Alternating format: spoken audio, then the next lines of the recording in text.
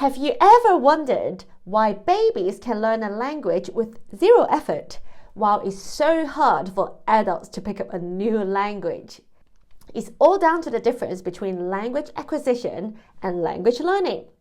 The two phrases are often used interchangeably, but in fact, they refer to very different processes. Confused? Don't worry. After watching this video, you'll understand the basics of what language acquisition and language learning mean, and you'll pick up some practical tips for incorporating both approaches into your life when raising multilingual children. Because, as I'll explain, both approaches are vital. So, what is language acquisition? In short, this is how babies learn languages. It refers to the subconscious process through which we learn or acquire languages, especially as children. Imagine a baby. They are not studying grammar books. They are absorbing language by listening and interacting with those around them. It's natural and intuitive. Stephen Krashen, who is a linguistic expert in this field, refers to language acquisition as the way we develop language fluency, just like learning our first language. If you're watching this video, chances are you're planning to raise bilingual or trilingual children, or you might be already actively in the process of doing that. In that case, language acquisition is probably what you've got in mind in terms of how your child will become fluent in your target language, through interacting with you and other speakers of the target language, through absorbing all this input in a natural, organic manner. This is the process through which every human being acquires their first language. So, that's language acquisition. What is language learning then? How is that different? Let's get to that right now. Let me ask you a question. Do you still remember your school days? Do you remember sitting in a classroom, your teacher explaining the intricacies of English grammar on the blackboard, while you and 30 other kids take notes diligently at your desks? Or maybe falling asleep at your desk even.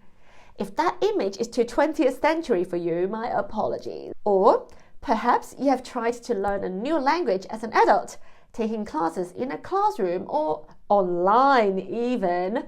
There's a structure to each lesson and the whole learning process. That's basically what language learning means. It is a more conscious approach that involves studying the rules of a language, like grammar, vocabulary, and sentence structure. This is what happens in classrooms all around the world today, where students learn through lessons and exercises like grammar drills. Sounds boring? Well, it doesn't have to be. And in this video, I will make the argument that for the best results in terms of raising bilingual or multilingual children, you need to combine these two approaches. Why? Let me explain. Firstly, remember that language acquisition should always come first. As I've mentioned in other videos, and in line with the advice of most experts, the earlier you start interacting with your child in the target language, the better. And when you are raising your child to be bilingual or multilingual from birth, obviously your newborn baby will not be consciously learning a language in a structured way.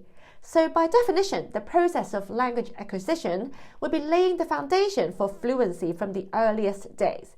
In other words, language acquisition should be and will be your child's first step towards fluency. And for many families, this may well be enough. It is entirely possible to become fluent in a language through language acquisition alone.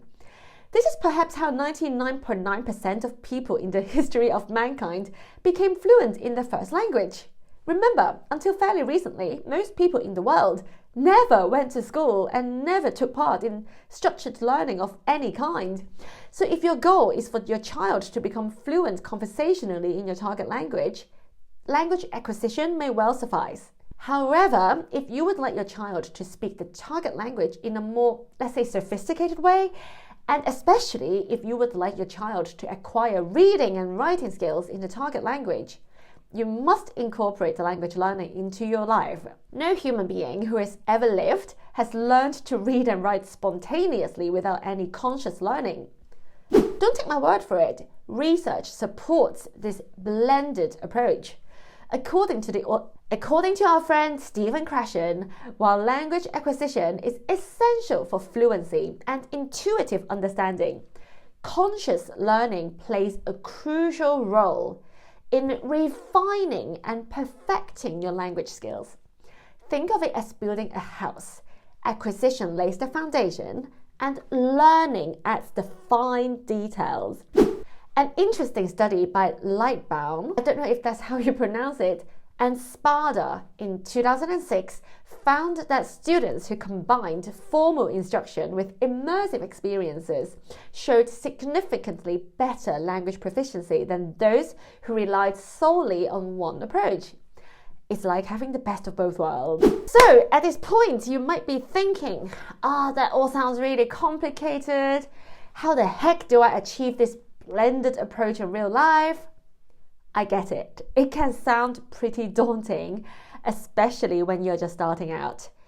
That's why I'm sharing some really practical tips to help you blend language acquisition and learning in real life to take advantage of both approaches. So, for language acquisition, you have to find ways to create language immersion at home.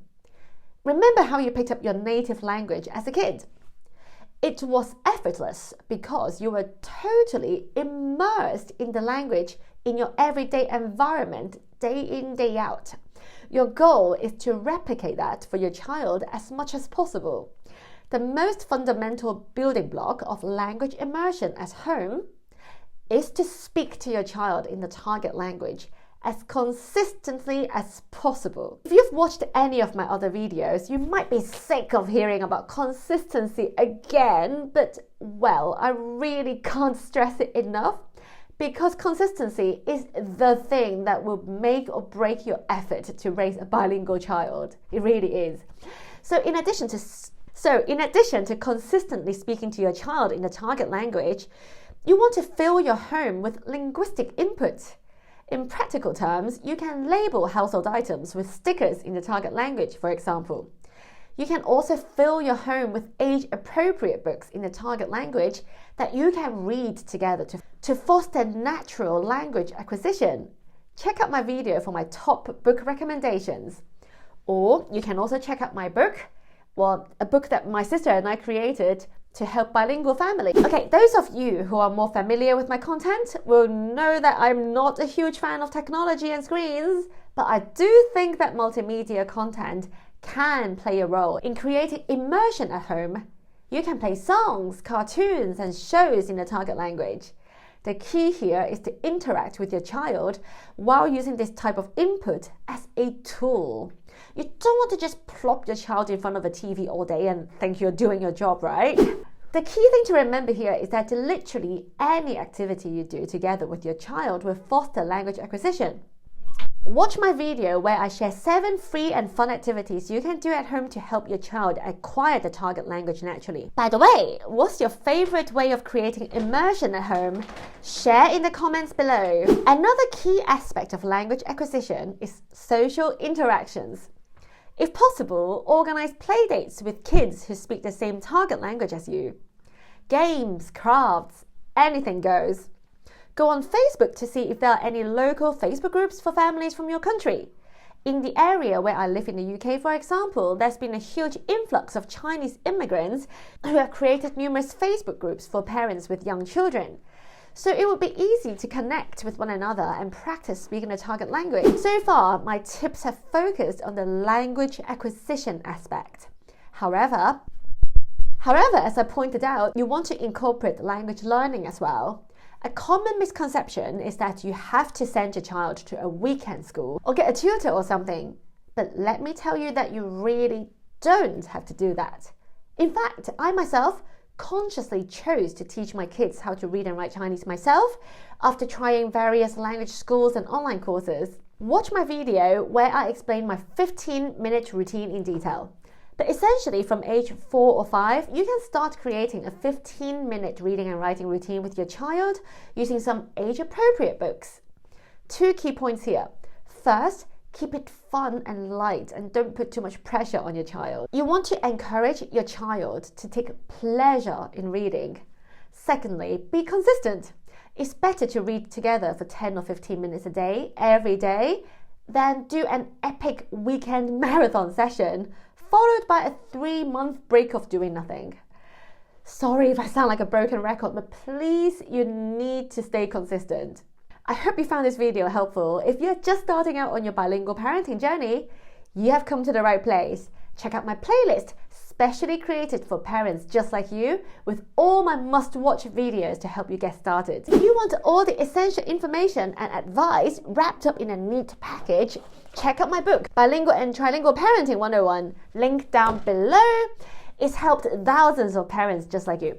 Now go ahead and watch the next video where I explain exactly what we do to raise our kids to be trilingual in Russian, Chinese and English. Hi!